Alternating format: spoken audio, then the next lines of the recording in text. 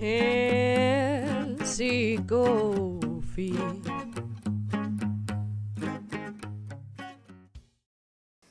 Buenas, Chin, Buenas, chin. chin chin. Yo soy Rosa. Yo, Diana. y yo Carolina.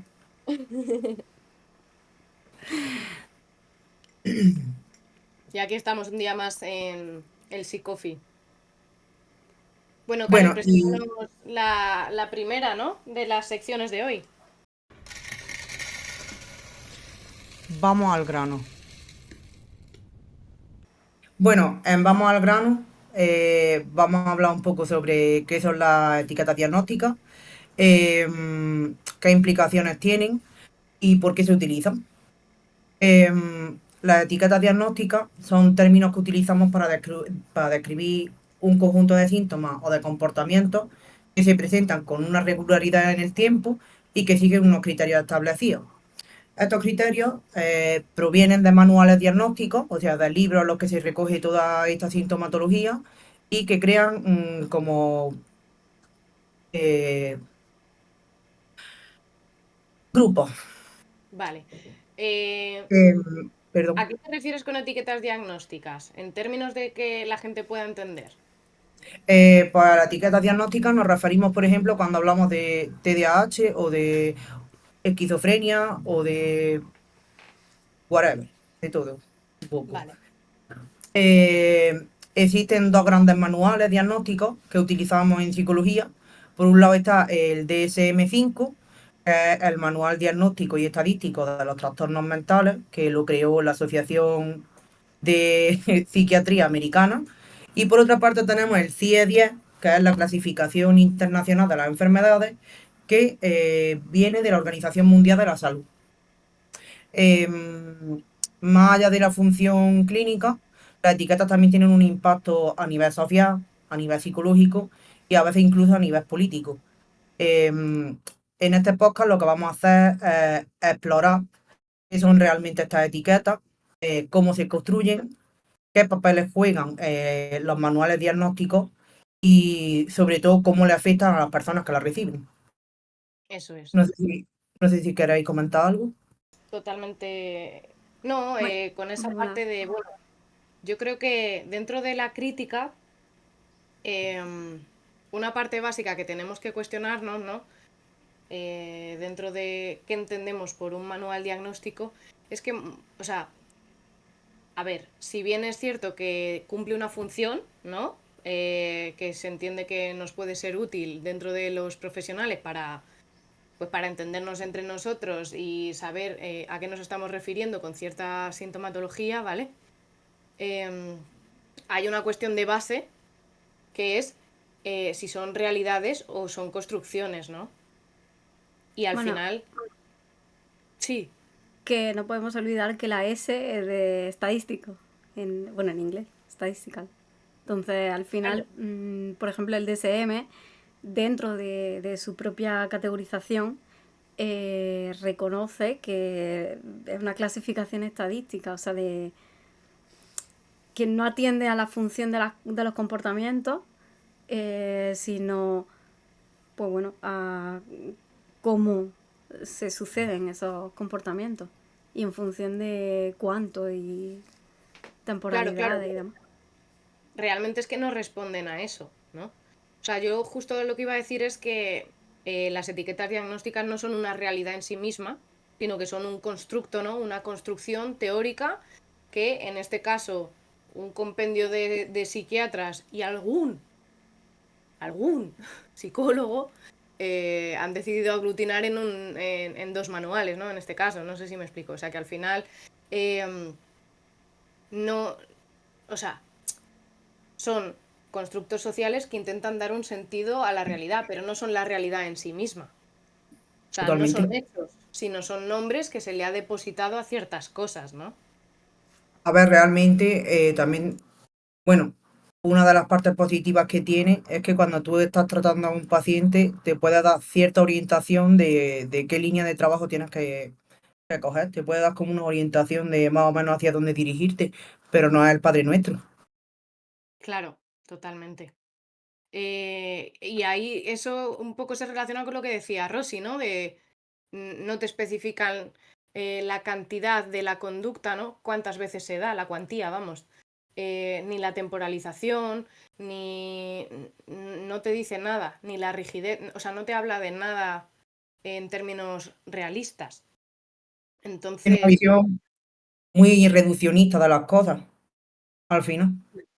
totalmente, totalmente de acuerdo.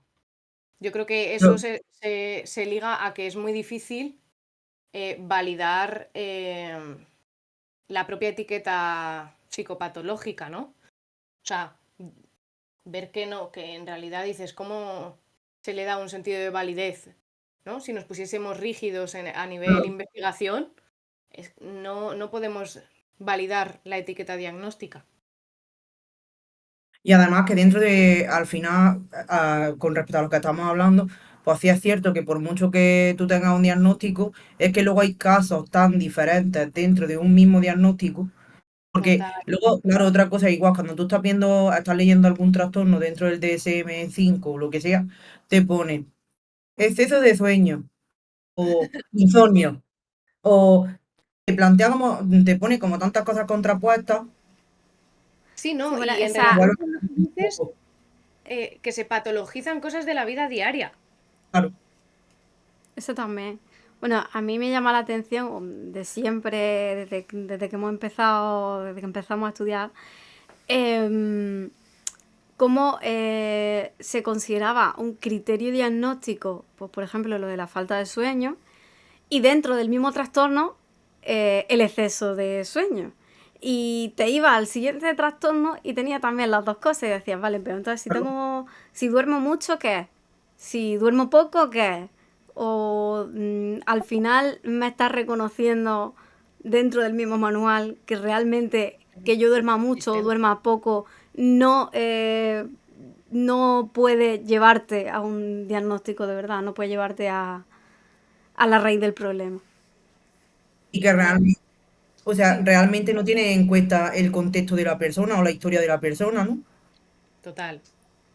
O Sí, sea, me refiero, porque a lo mejor mi forma de expresar la ansiedad es estar excesivamente cansada, estar todo el día muerta y ya.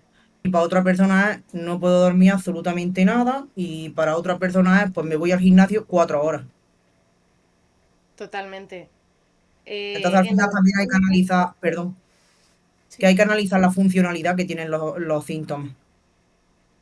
claro, y que solo o sea, es un manual de síntomas, no del problema de la persona. Mm, Y ese es el fallo de base, que se asume que el problema de la persona es el síntoma.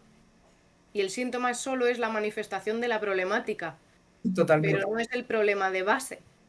Mm, No te está especificando tampoco cómo intervenir, no te ayuda realmente tampoco a intervenir, no te da pautas de cómo intervenir con la persona y con su problema, sino simplemente te clasifica los síntomas y te dice que hay que asignarle una etiqueta a esos síntomas, pero y no, claro, o a nivel sea, terapéutico no es, o sea, no nos ayuda a nosotros no, como... además que el problema de la etiqueta es que, por ejemplo, cuando a una persona se le asigna una etiqueta, ¿no? Por ejemplo, tiene ansiedad, esa persona ya se comporta constantemente conforme a lo que se Se espera de mimetizan una persona mucho. con ansiedad, es decir, interiori- interioriza mucho como esa etiqueta y vive conforme a ella y piensa que esa es la realidad. Que ya, porque a una persona con ansiedad, va a ser una persona con ansiedad todo el rato, va a haber como una sobrejustificación de los síntomas que tiene y se van a dar como un montón de dinámicas. Sí, sí, sí, que al final perpetúa el problema porque se Sí, genera lo sí, que sí. llamamos el estigma. O Ujú. sea, se genera el estigma o, bueno, profecía autocumplida, ¿no? Si tengo Sí, esto, entonces me tengo que mostrar como la etiqueta que se me ha asignado. Y al efectivamente. final estoy perpetuando esa sintomatología. Esa, Mm. Pero bueno, yo quería decir que a mí me llama la atención en relación con lo que decíamos de patologizar cosas de la vida diaria, que o sea, me resulta alarmoso que a día de hoy, por ejemplo, el síndrome del trastorno premenstrual, y dices, ¿perdona? O sea, ¿qué me estás contando, no? Ahí vemos que dices, o sea, ¿cómo podéis estar patologizando una cuestión de la vida diaria de las mujeres como si fuera un trastorno Absolutamente todo, ti. la histeria, la psicológico? histeria. Y es, No, ahora vamos, ahora y es vamos, como, lo que ha quedado de la histeria en el DSM, cágate lorito. claro, es que Eh, al final creo que falta mucha perspectiva de género también dentro de la investigación en psicología, sí, en o sea, muchos ámbitos y también en este. Porque si no tienes en cuenta el contexto de las mujeres, etcétera, no estás analizando las problemáticas tampoco correctamente, ¿no? Claro, o sea, al final la socialización de género implica una serie de aprendizajes y esa serie de aprendizajes va a influir en cómo nos comportamos, obviamente. O sea, Además, a mí totalmente. que lo Y de, ya no lo solo de la eso, menstruación me el hace... Uy, propio perdón. ojo que lo mira, en relación a lo que decía Rosy, que ya no es cómo tú te muestras como mujer, sino el observador, ¿no? En este caso el psicólogo o la psicóloga, el ojo que aprecia está sesgado también por esas variables contextuales, ¿no? Entonces, ahí tenemos el claro ejemplo del trastorno histriónico de la personalidad, que está en el DSM-5, actualmente vigente, y que es el resquicio pestoso de lo que llamamos histeria, ¿no? Ahí justo me he anotado una cosa que os quería leer para que viésemos cómo se da el sesgo de género, ¿no? Y dice así, ¿vale? Según el DSM-5, se caracteriza por un patrón persistente de excesiva emotividad y búsqueda de atención, que se manifiesta a través de varios criterios clínicos, ¿vale? No voy a entrar en los criterios clínicos, pero bueno, las personas con THP tienden a ser dramáticas, teatrales, expresivas, con una fuerte necesidad de ser el centro de atención y una incomodidad al no serlo. Y yo me pregunto, oh casualidad, ¿a quién se le diagnostica este trastorno? No creo que a muchos hombres. bueno, habría que mirar No. las estadísticas, pero no suena. No. O sea, es el Es claro como, histérica de mierda, ¿sabes? es como el límite, el TLP, que creo que vamos a hablar más adelante con las preguntas, pero el TLP se suele diagnosticar mucho a mujeres y los síntomas están relacionados con una expresión emocional que no termina de estar permitida socialmente en mujeres. Entonces, si un señor se cabrea mucho y coge y rompe algo, no pasa nada, es que se ha cabreado. Si lo Sí, hace una mujer, mmm, uy, es que a esta le pasa algo. sí. Tendrías que aprender a controlarte.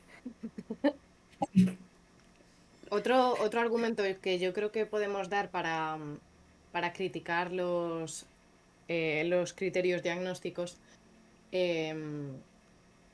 es que al final, a lo largo de la historia, ponen de manifiesto una serie de categorías que en sí mismas son cambiantes y son provisionales, ¿no?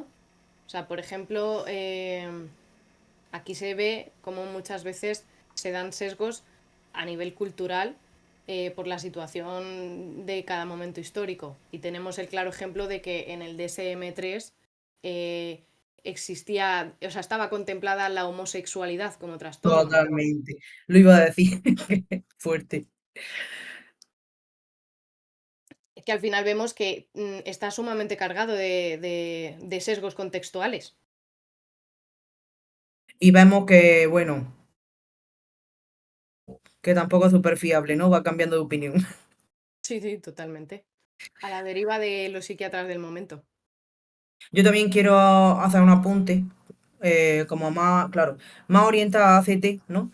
Que al final, con el tema de las etiquetas, pues claro, hay una sobreetiquetación de trastornos, cuando muchas veces las personas no tienen un trastorno psicológico, sino que tienen un problema contextual. Sí, Y tienen una historia complicada y tal, pero no realmente se encajan dentro de un trastorno psicológico como tal. totalmente. Em, eh, yo creo que para eso explica también en qué consiste ACT o ACT. Bueno, me refiero a que ahora después si no lo explico yo en la siguiente parte, pero por poner un poco en antecedentes a la gente, te refieres a esa variable, ¿no? Contextual de las Claro, terapias, vamos, a las terapias contextuales que tienen en consideración todo el abanico del ambiente de la persona y y de esos componentes situacionales que tienen que ver con la familia, con la cultura, con el trabajo, con los amigos, con todas las variables contextuales que presenta la persona. Em, bueno, y también quería hacer, porque aparte de hablar de, bueno, de desventajas, pues también hablar de una ventaja que tienen las etiquetas. Por ejemplo, de cara a situaciones en las que, no sé, tienes un niño con espectro autista o con problemas de lenguaje, etcétera, etcétera.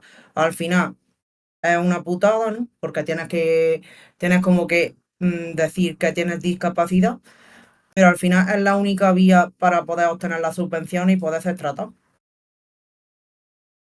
Y claro, es una claro, forma de poder establecer un criterio. O sea, no me parece justo, no me parece bien, pero por lo menos ayuda a que la gente pueda recibir. sí, puede ser, pero al final también tiene un contra bastante marcado, como es Por supuesto. los intereses económicos de que existan estas categorías diagnósticas, con el beneficio que conlleva a las farmacéuticas, a, a un montón de lobbies Sí, que realmente se están beneficiando de esto, ¿no? Aquí tenemos, que hablaremos más adelante de algunos de ellos, pero tenemos algunos trastornos como el TDAH, algún tipo de disforias corporales, el aumento de los antipsicóticos, las benzodiazepinas, los hipnosedantes, todo esto. O sea que al claro. final, No, o pero sea, me refiero a que al final, bueno, que no es, es como una forma de poder acceder a ese tipo de beneficios, que me parece una putada, porque no debería de ser, pero claro que si no, ¿cómo lo hace? sí, sí, no te digo que no, pero que al fin, o sea, es que Y si hay no tienes alternativas, medios económicos, pues al final tienes que pasar por el aro. sí, pero que debiera de haber alternativas de las que Debería, ahora no debería. tenemos. Y esperemos que avance. Mm. A mí otro aspecto a reseñar es que al final son acumulativas las etiquetas diagnósticas. Es Bueno, Sí, decir, puedes coleccionarlas como pipas. sí, cuánta gente ahora que tenga 3, 4, 5 diagnósticos simplemente por eso, porque, bueno, yo eso lo veo muy relacionado con lo que comentaba antes, ¿no? Si duermo mucho significa que tengo depresión, que tengo ansiedad, que tengo no sé qué, que tengo... Te pones a mirar que ese criterio forma parte de... Entonces, cuanto más criterios haya, por así Comunes. decirlo, comunes, exacto, entre varios diagnósticos, más probable es que si cumplas con este y este, tengas pues todos los diagnósticos que vayan asociados. O Claro. sea, como A esto, Pokémon, a coleccionarlo. literalmente nosotros las clases de... Literalmente nosotros en las clases de terapia y en las clases de... Uy, que no me sale ahora la palabra, tío. En personalidad. la- En personalidad. Sí, exacto, que no me Cuando, salía. Que cuando hasta empiezas a estudiar las etiquetas diagnósticas y de repente ves trastornos por todos lados. tengo de esto y también tengo de esto. Totalmente, pero es que al final la gente, o sea, nosotras nos reímos porque los leíamos y nos los autoasignábamos todos, ¿no? Pero la realidad triste es que esto es así. Sí, que al Y final ese vemos es un problema. claro, y decimos, joder, o sea, ¿cuánta gente hay con... a esto que se den muchos trastornos en común, nosotros llamamos comorbilidad, ¿no? Con esa comorbilidad de trastornos que dices, es que es alarmosa, es que no tiene sentido. Ya. Totalmente. Y también yo creo con el tema de las redes sociales, de la facilidad que tenemos para acceder a información en internet, yo creo que eso también va un poco en detrimento. Porque tú te metes en internet, no sé qué, qué me pasa, y empiezas a leer etiquetas, ansiedad, no sé qué, no sé cuánto, y al final te lo autoasignas. Tú también. Totalmente, totalmente de acuerdo. Y luego que también como que dentro de los manuales te vienen como una serie de síntomas y siempre te dice, tienes que tener 5 o más Claro, de claro. esto. Sí. Bueno, lo que sea. Eh, pero al final es un modelo que es categorial y es dicotómico, ¿no? O se tiene o no se tiene, pero no se puede tener a medias, no sé si me explico. Sí, Y vemos que esto se supone que busca ajustarse a la realidad y decimos, pero si la realidad no es No, sí, dicotómica, sí, no. ¿cómo podemos tener modelos dicotómicos de todo o nada, sí o no? O sea, no tiene sentido. Tendremos que hacer totalmente. modelos que se ajusten a la realidad, a los grises, vamos.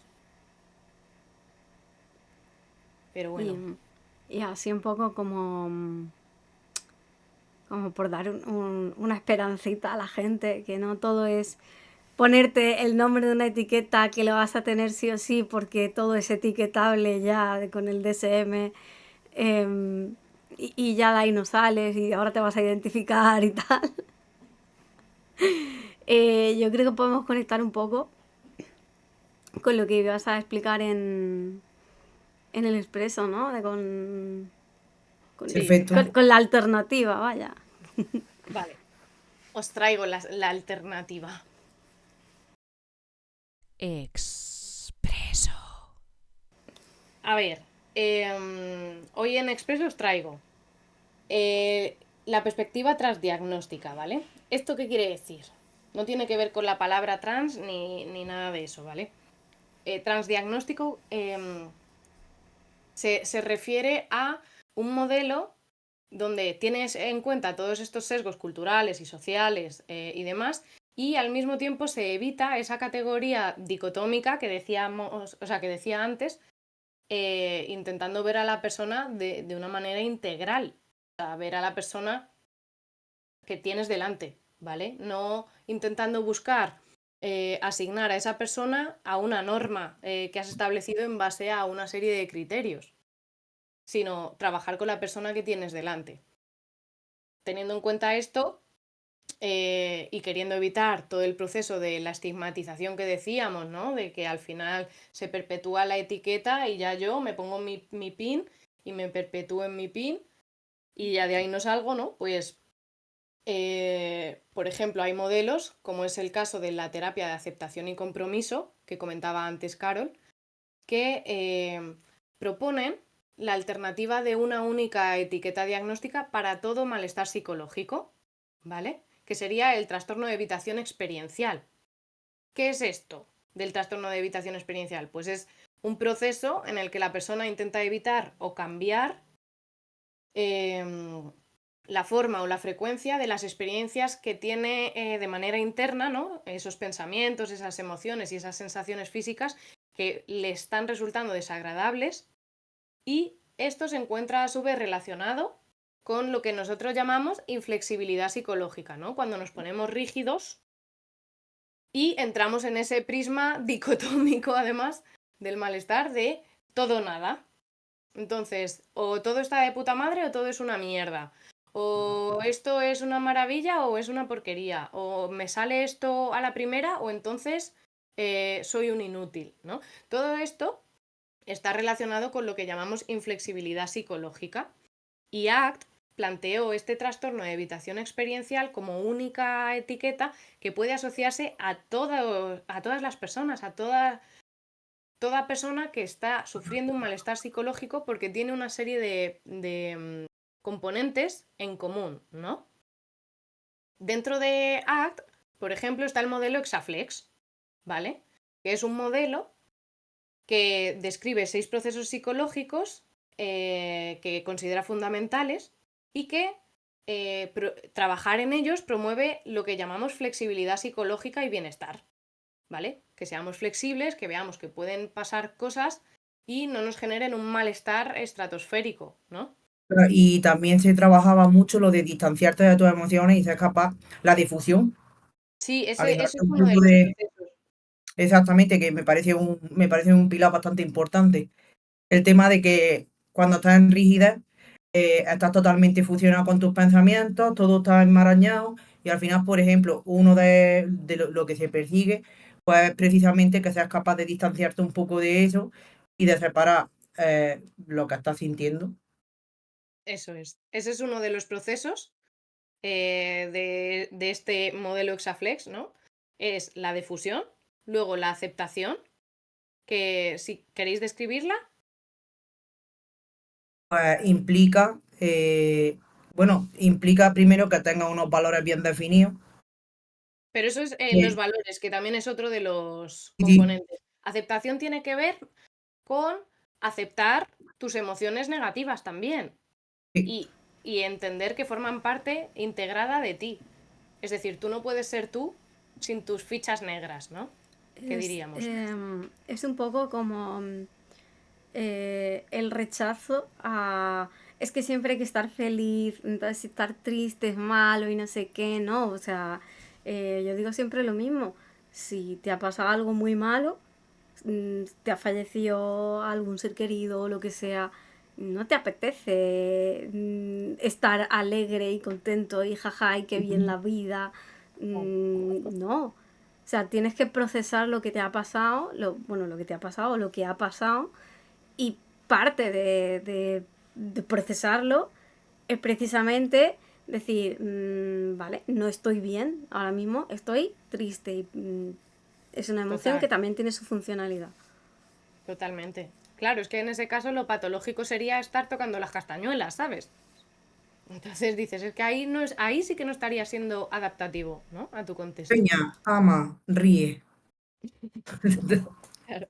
Bueno, pues estaría la difusión cognitiva, la aceptación, el contacto con el momento presente, que es verdad que se trabaja mucho desde no vivir o en el pasado, ¿no? O anteceder de manera ansiógena, ¿no? Que diríamos como el futuro, sino estar en el momento presente y poner la atención en el presente. Esto muchas veces también se trabaja con técnicas como mindfulness o otras técnicas de relajación y ejercicios de atención plena, ¿no? Luego estarían los valores que comentabas tú, Carol. ¿Quieres clarificar algo de aquí? Bueno, los valores al final pues son, eh, los valores son como, es que no me sale la palabra. Bueno, al final son como cosas que son muy importantes en tu vida, cosas que, o sea, Como tus líneas, ¿no? De vida. y como cualidades, ¿no? Cualidades que aspiras a conseguir, pero que nunca vas a poder conseguir. Como por ejemplo, un valor sería ser una persona con confianza, ¿no? Pues tú vas Sí. a poder llevar a cabo acciones, vas a poder trabajar para ser una persona cada vez con más confianza, pero no es algo que nunca vayas a lograr al 100%. Es como un objetivo que persigues, que cultivas, pero que no logras alcanzar nunca. Totalmente. Y creo que en relación con los valores también es importante aclarar que suelen ser estáticos, entre comillas, aunque varían en función de la etapa del desarrollo, ¿no? Porque, por ejemplo, a la familia no le damos el mismo peso cuando somos adolescentes que cuando ya somos más mayores, ¿no? Más adultos. Pero sí que oscilan poco. Me explico. Yo siempre me gusta poner el caso de Bolt, ¿no? Y digo, pues por ejemplo, Bolt, aunque se lesionase y se quedase en una silla de ruedas, el valor del deporte para Bolt seguiría siendo el mismo. Lo que pasa es que tendría que hacer una serie de adaptaciones, ¿no?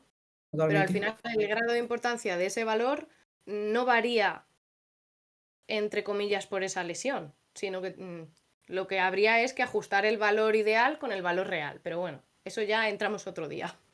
Sí. Bueno, Sí, es que los valores, luego tremendo estaría, melón también. luego estaría la acción comprometida, ¿no? Es decir, yo soy coherente con mis valores o no estoy remando a la línea de mis valores. Totalmente. Y el yo como contexto, que es verme a mí, ser capaz de verme a mí como un yo integral y no fusionarme, como lo que decía antes Carol, ¿no? Con, con esos pensamientos y decir, pues si tengo el pensamiento de poner una bomba en el Congreso de los Diputados, entonces soy una terrorista, ¿no? Ser capaz de distanciarme, ver mi contexto y decir, no, soy una persona que está abrumada por la realidad social que está viviendo.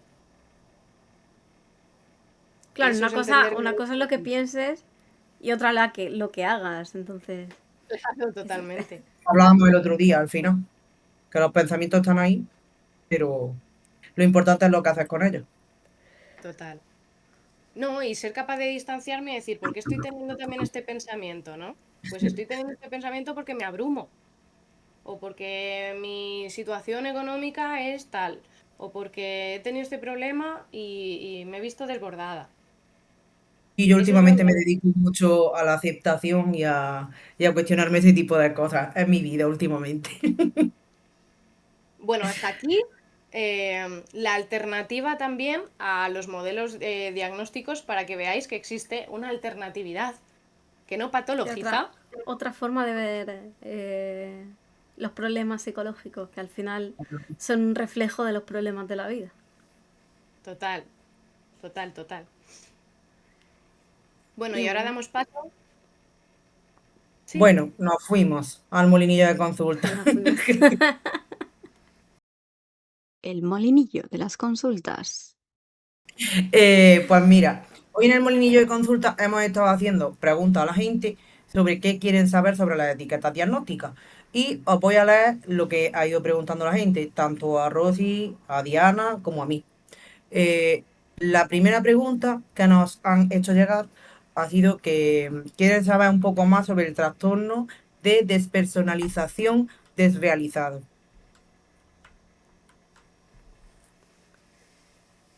Yo me pregunto, aquí os lo planteo, ¿qué entendemos por personalidad? ¿No? Bueno, Porque si vemos, esto da para un podcast completo. Pero mi cuestionamiento es, si ni siquiera la psicología muchas veces tiene claro qué entiende por personalidad, ¿cómo podemos hablar de despersonalizar? Ya.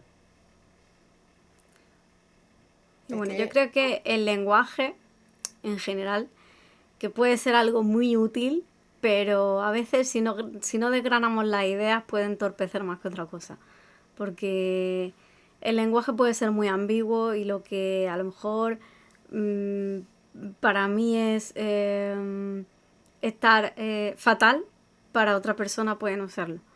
Y bueno, al final yo creo que hay que ir aclarando las cosas, hay que ir desgranando.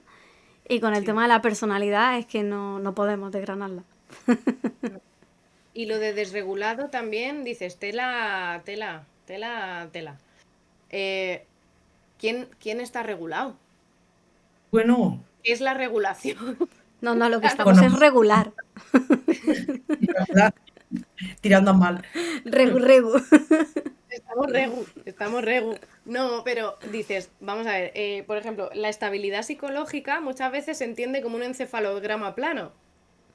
Y no somos conscientes de que la estabilidad psicológica o emocional es precisamente una línea que va haciendo oscilaciones. Ya. No es un encefalograma plano, porque eso no es tampoco adaptativo para un ser humano, ¿no? Estar en plan happy flower Sí. ameba Sí. todo el tiempo. A ver, yo entiendo lo que decís, pero luego sí es verdad que quien no ha experimentado algún momento de su vida en el que haya sometido, o sea, haya estado sometido a un estrés brutal y haya llegado a un punto en el que diga, es que parece que mi vida la está viviendo otro, parece que la estoy viendo en una tele, tío. Ya. Sí, bueno, eso, la sensación de desrealización se puede entender un poco por ahí, que eso yo creo que mm, a todos en mayor o menor medida nos habrá podido pasar en algún momento. A mí me pasa para bien y para mal. Llevo, por ejemplo, con el trabajo, llevo ya 2 meses y pico trabajando y todavía estoy pensando que es una broma, que en algún momento me van a decir, no, si tú ni eres empleada de aquí ni nada, o sea, no sé, es muy raro. Claro. Entonces, cuando pasa eso muy heavy, yo creo que entonces se puede hablar de desrealización, pero no sé. Ya. Sí, pero que al final también, bueno, esto al final es la etiqueta, pero que igual lo que hay detrás, pues igual que cuando hablamos de disociación, ¿no? De Sí, me he disociado. Decimos, es que ahí ha habido un proceso, entre comillas, ¿no? Como traumático que ha hecho que tú no quieras conectar con tu cuerpo, con tu corporalidad y te evades, ¿no? Que es justo a lo que estaríamos hablando antes de trastorno de evitación experiencial. La evitación experiencial estaría relacionada con evitar conectar con esa experiencia, justo, ¿no? Que, ojo, cuidado que lo disociarse está como de moda, ¿no? Se está desvirtuando mucho la palabra. Hay situaciones en las que pienso, tío, antes no decíamos me he disociado, decíamos me queda empanada. Sí, Y total, estamos hablando total. del mismo concepto, o sea, cuando tú estás hablando con una persona y estás a lo mejor muy cansada o lo que sea, te quedas así un rato así como mirando a la nada, que parece que lo estás escuchando pero no te estás enterando de nada, y dices, es que he disociado. Pues yo antes Ya. a eso le decía, es que me queda empanada, tío, no me he enterado de lo que me has dicho. Y que se desvirtúa también el proceso de la disociación real, ¿no? Yo, por Ujú. ejemplo, eso, como leo mucho sobre feminismo, lo veo en relación con la prostitución y con cómo muchas veces las mujeres para ejercer la prostitución se tienen que disociar, ¿no? Y incluso tienen mecanismos de evadirse y también, por ejemplo, el consumo de drogas y de otro, o sea, de sustancias de toda índole está relacionada con buscar esa disociación, ¿no? Entonces, cuando hay cosas graves en realidad a las que se les pone esa etiqueta, entre comillas, y luego al final se usan como Kleenex, se pierde el sentido de haber puesto esa etiqueta. Totalmente. Además, buscando información he visto como que había muchos trastornos mal diagnosticados porque confundían este trastorno con el TEA. Según el TEA, no sé si queréis pasar ya a la pregunta del TEA porque tremendo melón. Dale, dale, Pues si Carolina. queréis, Es que sí, más sobre las etiquetas del espectro autista en general. sí, han preguntado, no sé si querrás leer las preguntas en concreto, pero han preguntado mucha gente, a mí también, y a Diana, y, o sea, en general han preguntado un montón por el TDAH y por el TEA. Y, y yo creo, a ver, no me quiero poner muy técnica, no quiero hablar de modelos atencionales ni nada de eso, porque mm, eso es para otro día. Pero yo creo que tanto TDAH como TEA se están convirtiendo en una etiqueta comodín. O sea, yo hablo desde mi experiencia, También me han preguntado sobre las etiquetas en el espectro autista. Y me pues, gustaría. pues a ver, yo la verdad que trabajo con niños en atención temprana y veo mucho que tanto la etiqueta de espectro autista como la etiqueta de TDAH parecen como etiquetas comodín. O sea, a ver, hay niños muy afectados, pero también veo muchos niños que parece que cuando les cuesta un poco de trabajo seguir las expectativas de su entorno, ya sea entorno familiar, entorno escolar, lo que sea, parece como que entran muy rápido en una categoría u otra. Y, y bueno, no podemos olvidar que son niños, que un niño de 4 años que no se quede sentado en la mesa haciendo el puzzle que le has propuesto, no tiene por qué querer decir que tenga TDAH. O sea, al final simplemente es un niño y quiere jugar y quiere coger juguetes y el puzzle le resulta aburrido. Eh, un niño que no haga caso nunca y que haga lo que le dé la gana, no tiene por qué ser un niño TEA que no esté comprendiendo las situaciones. A lo mejor a ese niño no se le han sabido poner los límites desde un principio. Total. Entonces, bueno. Y me voy mucho a esa población porque es con la que trabajo, pero sí que es verdad que me gustaría comentar una cosa, más de TDAH que de TEA, que lo estoy juntando porque nos han preguntado sobre las dos y las veo muy relacionadas en este sentido. Eh, y es que luego hay los adultos muchas veces se auto... Es que no quiero decir Autoasignan. autodiagnostican porque no se diagnostican, ¿no? Pero como que se autoetiquetan con el, ay, no, es que tengo TDA. Eh, el otro día, bueno, el otro día hace ya tiempo, hubo un apagón, no sé si acordaréis. Sí, sí. Fue Y mi cuando cumpleaños. en tu cumpleaños, para soplar bien las velas, ya que. Pues, claro, el día del apagón, yo creo que a todos nos pasó, y si no a todos, a casi todos nos pasó, aquello de entrar en una habitación de casa y encender la luz, pero no se encendía la luz, pero Sí. pasábamos a otra habitación también y volvíamos a darle al interruptor. Y yo he escuchado gente decir, claro, mira, fíjate si tengo que tener TDAH o algo de eso, porque mira que yo sabía que no había luz, ¿eh? Pero yo le daba al interruptor y es como, Ya. eh, no, ¿Cuántas es que asociaciones hemos tenido de esa son las conducta? asociaciones, la historia de aprendizaje con los interruptores, que se nos ha reforzado Eso. muchísimo, la luz nos ha reforzado muchísimo de cuando le damos al botón se enciende, entonces Sí, bueno, lo automatizamos y ya, aunque sepamos que no hay luz, es muy probable que ¡pum! sí, sí. Totalmente.